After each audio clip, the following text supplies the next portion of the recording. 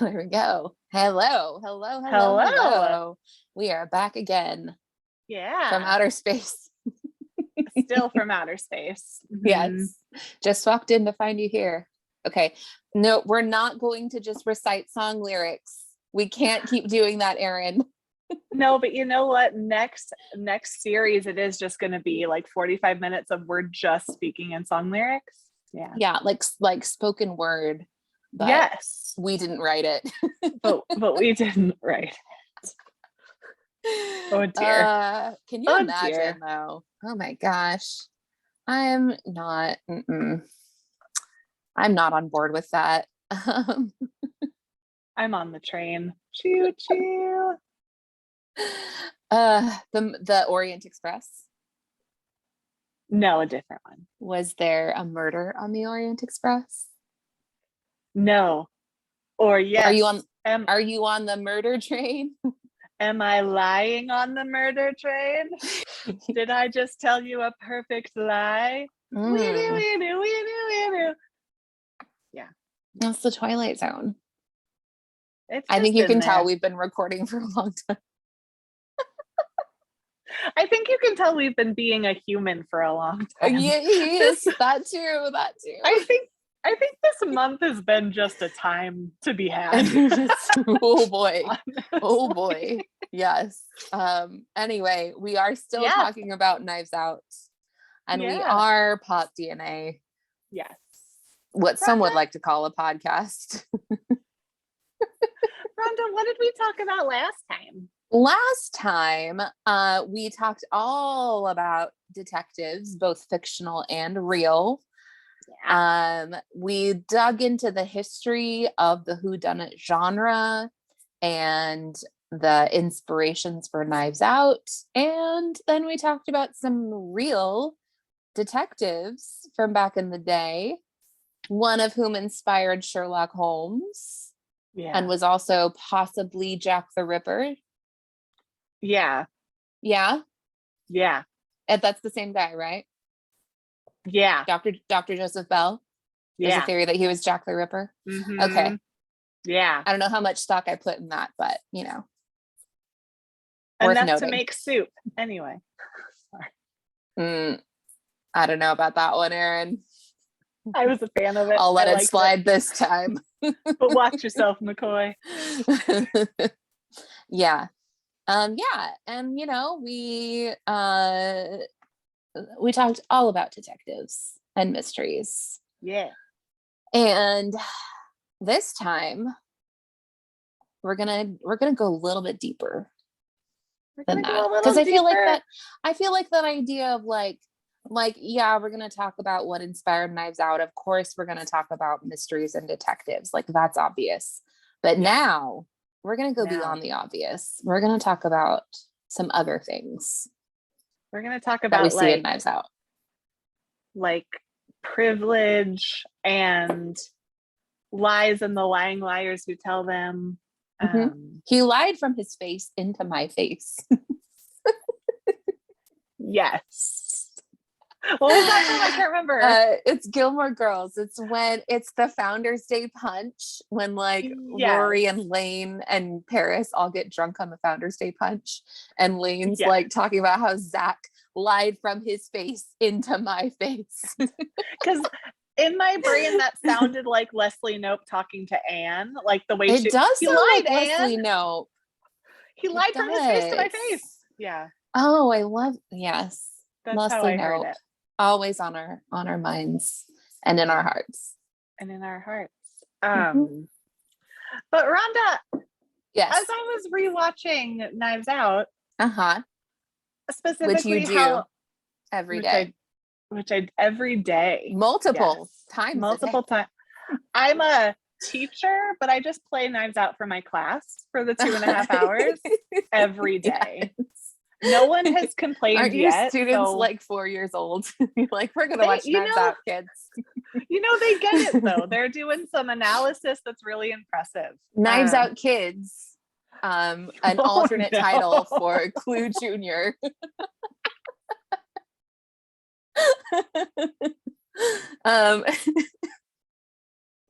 Are you okay? You disappeared for a second. No. Especially because we call CVC words or sight words. So KVK, any Knives Out Kids. And Clue Junior. Oh no. But yeah, so we meet a character, Marta, who every time she hears a lie, and also every time she lies, when she lies, she throws up. She lies herself. Yeah. Because if she hears a lie, she wouldn't have a way of knowing whether it was a lie or not necessarily. Unless she has the information. Unless she, like, so it's knows. When she tells a lie. Yeah. Ugh. So watching that got me to think about, like, I don't know, all like that notion. We talked about this a little bit in our Wonder Woman episodes, like a long time ago, that there are the lasso of truth. Yeah, and how there are like certain things your body does when you're lying, because you know that you're lying.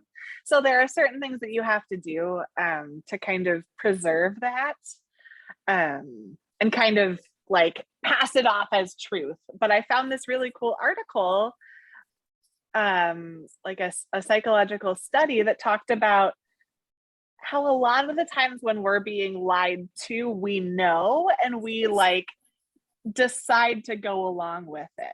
So not always, obviously, there are people who are very good at this. So it's not saying that someone who's being lied to is like an accomplice or part of it, but the study called False Allegations, Investigative and Forensic Issues in Fraudulent Reports by... That sounds like some great bedtime reading.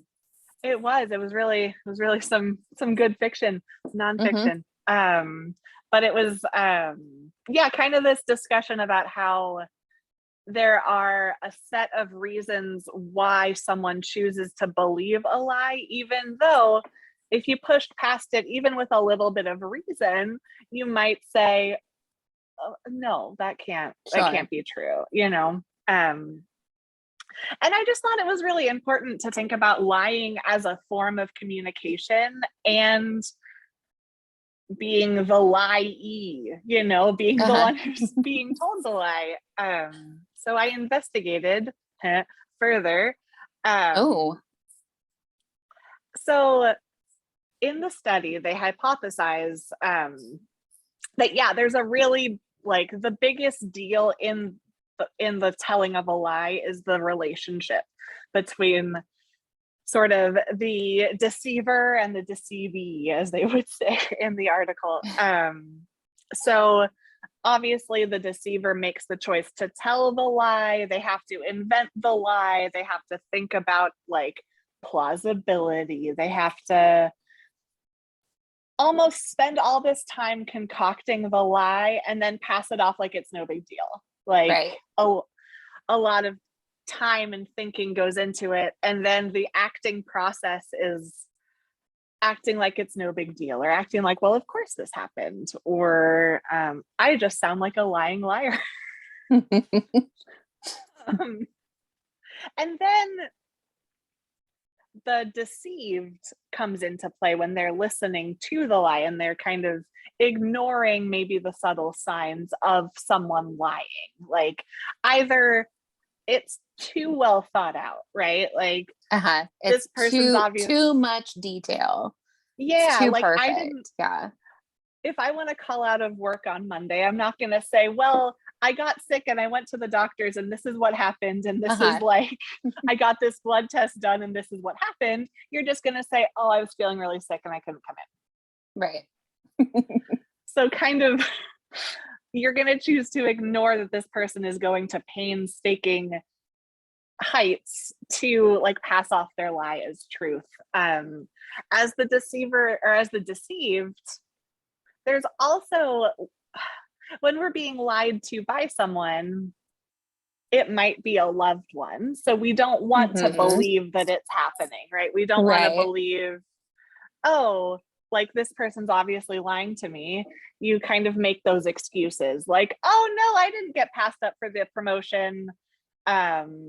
you know, like I'm an amazing worker and I got passed up for the promotion, not oh, I was sloppy on that report 2 weeks ago, you know what I mean, like that kind of you're going to believe in that case that your employer telling you that you're perfect but they chose someone else, you're going to believe that because you want to believe that truth. And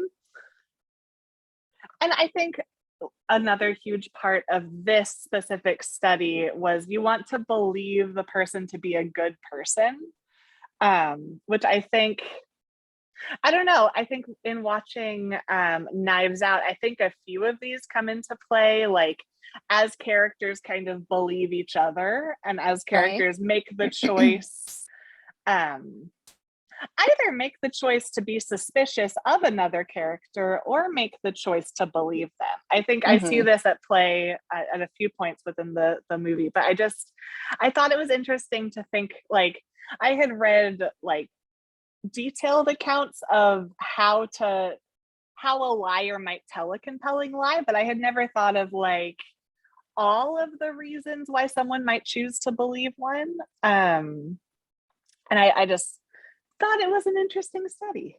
Yeah, I think that, that is, I think when we're thinking about like the characters in Knives Out who lie, like the obvious is like Chris Evans' character who, you know, we find out has been lying about wanting to help Marta cover up, you know, her accidental murder. Right. But I also think of like, is it Meg? Is that the college daughter? Like, I think she's probably like at the beginning, she's probably the one that at least in the Thromby family, who we kind of see as like a good person. But then it turns out, you know, she is, you know, just as culpable as the rest of the family.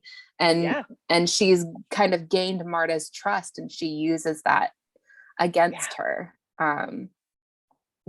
Interesting.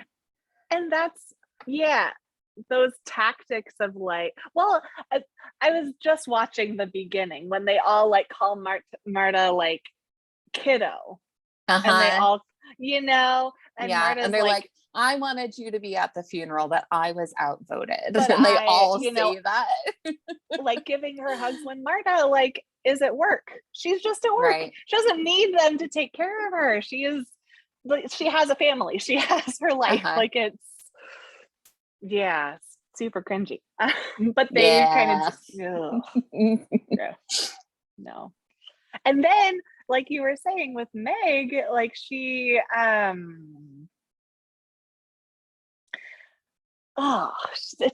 makes me, it's almost worse. It's almost worse with Meg because you think that she's, you know, she's actually decent and, you know, on Marta's side. And then it's worse when you think someone is trustworthy and then it turns out they aren't, versus someone who, you know, from the beginning is not trustworthy. You know what I mean? Because like in that, when we first meet Meg, she calls out someone else for calling Marta the help, right? And then she gives her a big hug and she's like, oh, but like, you're not that, you're part of the family. And that's so creepy. The level of, when you're the deceiver, the level of creating the world in which you're trustworthy. Like, gross, Meg. No thanks. Yeah. Well, there's a whole lot that we could dig into with like the class divide there, and how and I will right now. So yay. I think remember in the we talked about this in the Downton Abbey series about how like the Crawleys were like the Crawleys are different because like they're nice to their servants and the servants are like really like part of the family, and like, you know, social class doesn't matter because like they're good people, and like that's I think that like, and you know, in Downton Abbey, like they kind of gloss over that, like they present that as like yeah, like this is, that's like the utopian um view. But I feel like in a utopia, like no one would have to be a part of the servant class in the first place. So it's like, what? Right. That was Anyway, invented. Yeah. right. Um, but yeah, I think that we do, like, I think that Knives Out, you know, kind of takes on that same idea, but it calls it out, like Yeah. we've talked about how like all of the family, like all of the Thrombeys are like, kind of pretending like Marta is, she's part of our family, and really like, no, she's not, like, and you don't No. really think of her that way. It just makes you No. feel better about yourself, to Yeah. about your privilege and your insane Yeah. wealth, to Yeah. pretend that you're all the same. And the way that they're inviting her too, like this is a woman who works there, and they Yeah, all call her they kiddo. call her Oh. kiddo, they call her sweetie. Mm-mm. Yeah, it's anyway. um so I wanted to dig a little bit more into that idea of how Knives Out explores class, um and kind of that class and social commentary that we see in there. And as I was digging into this, I started realizing that like there were a lot of movies that came out in 2019 that had this similar kind of idea, apparently. Yeah. So we had Knives Out, we had Us. Yeah. um Joker kind of takes that on, not as deftly, but it's in Yeah. there. And then we also have like Parasite and Hustlers Yeah. and Ready or Not, all kind of take Yeah. on that same idea. um so like all of these movies, are very different in genre, in style, in plot, but they all have that idea that like kind of the sort of the 1% is, the 1%, and sort of like the classism of our society is the real villain in this Yeah. case. um and it's interesting, all of these came out in 2019. It's a very specific uh year, it's a very specific time, Yeah. and all of these movies have this very specific message to them. In Piece for Fast Company, Joe Berkowitz comments on this trend of 2019 movies having this class commentary. He says, instead of hitting screens in 2018 or 2020, they all came out the same year that income inequality in the US hit its highest level in the 5 decades since the Census Bureau started measuring it. Which is, that can't be a coincidence, right? No, no way. Right. He also talks about, so in 2019, he like we were gearing up for the 2020 presidential election, and Berkowitz mentions how like billionaires decided to run for president. um yeah. Yeah. Like Mike Bloomberg. So glad that didn't happen. Yeah. Right. Oh my goodness. Yeah. So we had like like very clear income and class disparities on display in this very specific time. And that's when we got all these movies that were pointing it out. This article for Fast Company, he interviewed Ryan Johnson. Like how I keep finding interviews with Ryan Johnson. This is like, Yeah. it's like Lee Bardugo, except she just like, okay. So right. So Ryan Johnson is commenting about how he wanted to make sure to make that social commentary a big part of the movie, or like it's really embedded in the entire story. He says, I thought, we're just going to put this in and we're not going to be subtle. When the family has a few glasses of wine, they're going to argue about what we're arguing about right now with our families.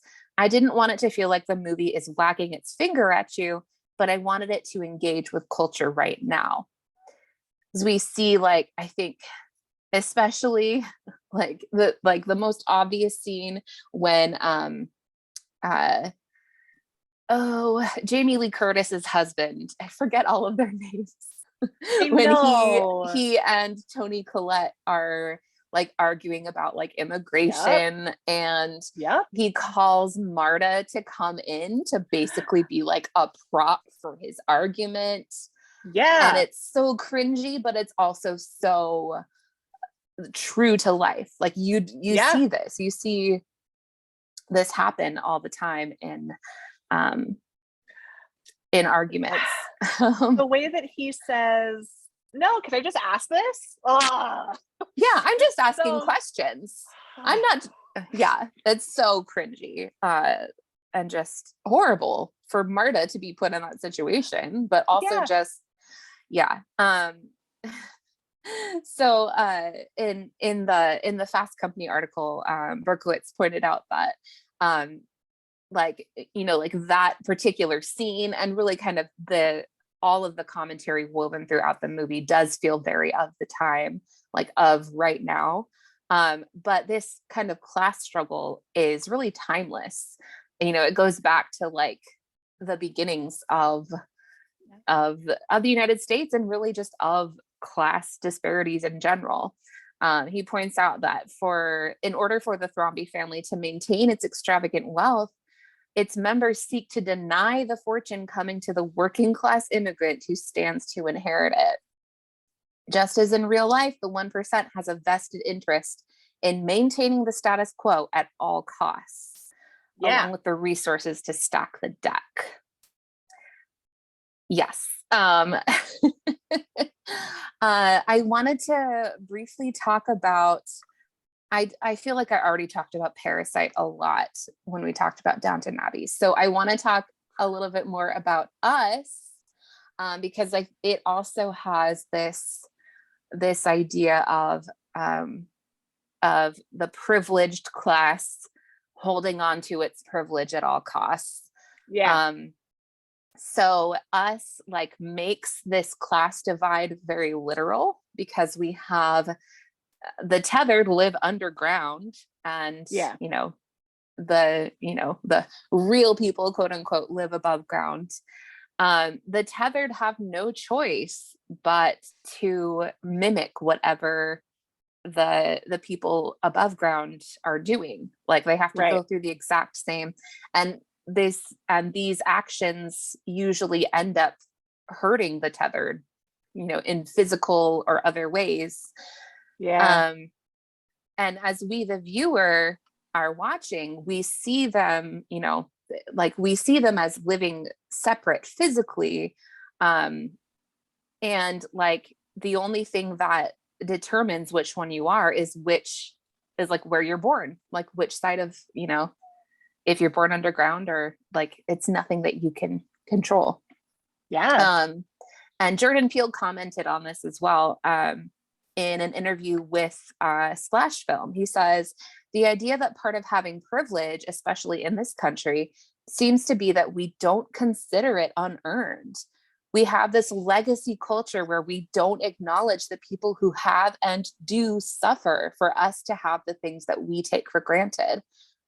When you look into this movie in terms of nationality, which was his jumping off point, is like, it's been pointed out that like the title Us is US. I'm like, right? Yeah. It's a little on the nose, but I'll let it slide. So he says, like, that's his jumping off point. Class or race, haves and have-nots, however you want to look at the movie. The common factor is that the haves feel like we deserve, and we confuse the idea of privilege and deserving. Which I found really fascinating. And that's sort of what we see with the Thrombeys as well. Like they see, they're like, I think Jamie Lee Curtis has a line that like, this is still our house. Like, this is what we This is, Right. what our family built. This is ours. And Right. there's still that idea in there. This is another Ryan Johnson quote in the Fast Company interview. He says, I think murder mysteries have always been particularly adept at looking at class divisions in any society. Usually we see it in the context of Britain because murder mysteries are often Agatha Christie adaptations, but there's something about the spectrum of suspects who usually run the gamut from the high to the low that's really adept at speaking to class. And here again, he mentions Gosford Park as an example of that class commentary that he was inspired by. He says, I thought it felt very eclectic, the notion of using this genre to plug into some very current stuff about America. Yeah. So it does feel like a very uniquely American story at the same time. Right. Well, and wasn't it wider release? It was like November 27th or something. So it was very like it was at the Thanksgiving. Same time, Thanksgiving. Yep. Yeah. Yep. Yeah. Interesting. There's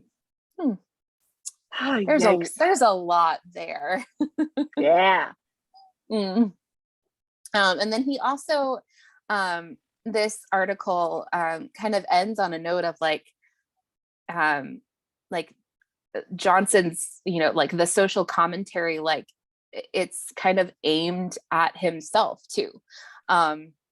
He says it was very important to me if I was going to get into the human stuff that's actually behind what's going on today, that I self-indict as much as anything else.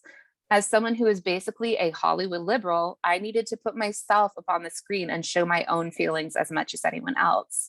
Audiences can smell when they're being lectured and condescended to, and audiences can smell when you're actually laying something out there. And so the article points out that even like we were talking about, like even like Meg, who we see as like, probably well-intentioned for the most part, or like Joni, who, the liberal leaning characters, like they still like can't remember which country Marta is from. Like they're still, very much caught up in their own privileged little bubbles. And like that's a small, like that little detail of like no one knowing what country Marta is from. Like that's a small thing, but it's just like it's like a perfect encapsulation of like these, the privilege that these people have. The thing I noticed too about the delivery of those lines is that they're said with authority. They're said, she's from Ecuador. Like, yeah. I think it takes it, it's really nicely written to have them like declaring like these details while like she's not even in the room with them, it's just so great. Not great, but very incisive, one could say. And then I also just there was a great article in Den of Geek by Katie Burt that also got a little bit more into how the class and social commentary are sort of wrapped up in the murder mystery genre, which I think is really, really fascinating. So kind of going back to how like it's like the middle part of the movie, we sort of move away from the traditional tropes and conventions of a whodunit, because it's like, like you said, it's like a Hitchcock movie in the middle of a whodunit. This is talking about, Bert in Den of Geek is talking about by removing many of the traditional questions for the murder mystery, because we already know who done it. Then the viewer is able to turn their attention to the more heinous, insidious, and commonplace crime of the film, which is the way that the members of the Thrombey family treat Marta. And it's clear that this is like deeply rooted in racism and classism. So now we have two crimes that are waiting to be judged and punished. So first we have the crime of the actions that directly led to Harlan's death, which we want Marta to be able to escape from punishment for that. Like, we don't want, but then we also have the crime of the Thrombeys privilege, which we are encouraged to view much more harshly. Yeah. So privilege is the villain in this movie. And it's not just those with like this extravagant wealth who attack Marta in defense of their wealth. It's because of what privilege actually does to the people who are born into it. So like their fear and their entitlement and their selfishness and bitterness, are really what is the driving force for this class divide. Like their fear that their privilege will be taken away and that they won't, be able to have this kind of differentiation in class anymore. Well, is really what's driving them. Their fear that someone will treat them like they've all been treating Marta this whole time. Exactly. Exactly. Yeah. Yep. So this the Den of Geek article goes on to say, in exploring the corrupting nature of privilege, Johnson walks a fine line. He never suggests that there is no comfort to be found in having social and economic power, nor that there isn't fear and insecurity, but he doesn't waste too much time glorifying the pros of being white and rich, which has been represented in countless other films. Instead, it spends its time dissecting how horrific being privileged can be, the ways in which it strips you of your decency and makes you ugly even to the people you love. Yeah. Yeah.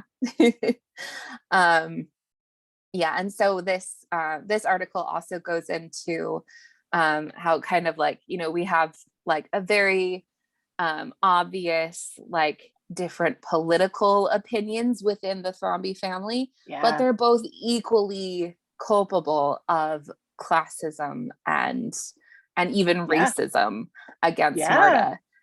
It's like, it's absolutely true. Just because you're liberal doesn't mean anything. Like, right. Yeah. It also goes back to the scene that we talked about where they're arguing about immigration, and this article points out that like Marta is like trying to get away. Like she's kind of like leaning in the doorway. If you remember the scene, she's leaning in the doorway, sort of half listening. And when she hears them get to that topic, she's like, I'm out of here. But then they call her in. Yeah. So Richard is his name. Richard is Jamie Lee Curtis's husband. Okay.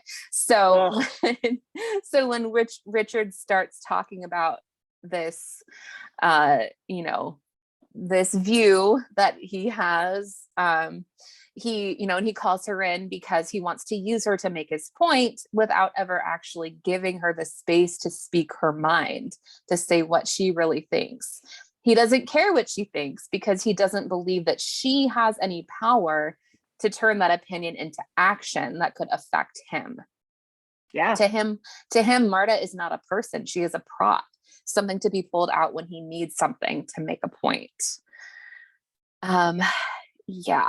So I think in this, like in the story, how like, she becomes the heir and she inherits not just the house and the money and everything, but she also inherits the resources that came along with the Thromby family's privilege. And so then she does have the power then to affect how they live their lives. Very interesting. And then this ends with the thought that in Knives Out, entitlement is depicted as the province of youth, which is to say anyone under the age of 85. So like we have Harlan, who's really the only decent member of the Thromby family, like going back to like what Jordan Peele talks about with, like privilege and how we have the tendency to view privilege as being earned, even when it's not. Harlan, out of all the Thrombeys, comes the closest to having actually earned his privilege because he did put in the hard work. And I mean, of course, being a white man in America is its own kind of privilege. But being white at all in America. Yes, absolutely. But like he did actually put in hard work to earn even more of the privilege that he had. And he also is the only one who really sees Marta as a person. And he sees, he sees her value, he sees her kindness and her compassion as a person, and sees that she is deserving of whatever privilege they might have. Like, she has actually worked very hard and earned but never receives it because of or she does in the end, but like she hasn't received the benefits of privilege because she wasn't born into it, right? So that's where my notes end, but anyway. I was thinking about that scene where Richard and Toni Collette's character. I'm so bad with names too. What is Joni? Yeah, I'm always forgetting everyone's names.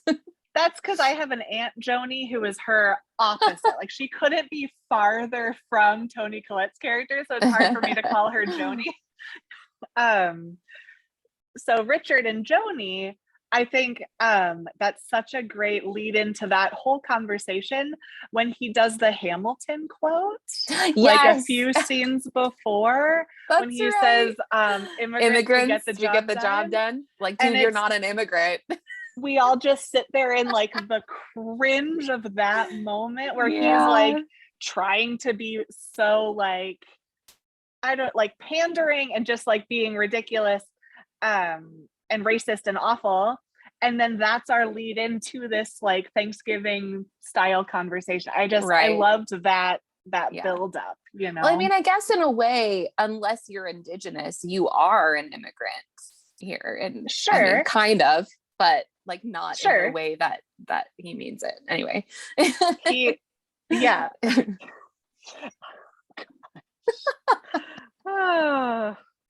Oh yeah, great stuff. So Thanksgiving is coming up, so this would be a great thing. Actually, I think when this episode comes out, when this episode comes out, it'll be like 5 days until Thanksgiving. So great stuff to bring up with your family. If you want to continue this conversation, Saturday Night Live does a few really good sketches around like the Thanksgiving meal. Yeah, but it's quite a time. It's quite Saturday Night Live, also not immune from privilege and no, not at all. Class and racial privilege. Not at all. Anyway. It's just such an interesting, I don't know. The month of November in America is it's very interesting. Yeah. Just right there. It's just right, like, because that's when we always have our general election. And great. Take care of each other, please. Please take care of each other. Please examine your privilege. Yes, absolutely. It's not fun and it's not easy, and but do it. Nobody is perfect at it, but you gotta do it. You gotta do it. Anyway, now that we've preached at you, I'm sorry, we're not trying to preach. We're dealing with the same thing too. Like, we gotta do it. We gotta do it. Yeah. Gotta. It's a constant process. Anyway, what are we gonna have more fun next week? Next week we get a little more whimsical. I'll give us that. We talk about I love whimsy. Dysfunction you know. Dysfunctional families are great. And Love then creepy houses. Ooh, Some I'm so spooky excited. houses. Yeah, I think next time will be a little more fun. So yeah, tune in. Tune in. Because now Tune like TOON. Tune to like Toontown, yes, the weirdest exactly. place in Disney World land. Or T-Town, the T-Town, like pub in Tacoma. Yes. Yeah. That like we always go to before we go to the movies. I thought you meant a town of like tea parties. Not I would want to live there, please. I would want one tickets to Tea Town, please. One ticket to tea, please. To tea. Okay. Yes. Well, thanks, friends. Where can they find us, Erin? Oh, do you want my address? But yes. Instagram and our blog and yeah. Also go to TikTok because Rhonda is burning it up on TikTok, and go follow her. Yeah, like that. I hit a 12.5 thousand followers recently. Go check her out. She's pretty cool. Yeah. Within Jane Austen TikTok, I'm actually like pretty famous, so that's saying a lot too. Yeah. That's amazing. Thank you for plugging that for me, Erin. I'll get you your money later. Well, okay, yes. Go find some stuff to that makes you happy. And we'll see you next week. Goodbye. Okay, bye. Okay. I feel like I should say something right here while I'm stopping the recording.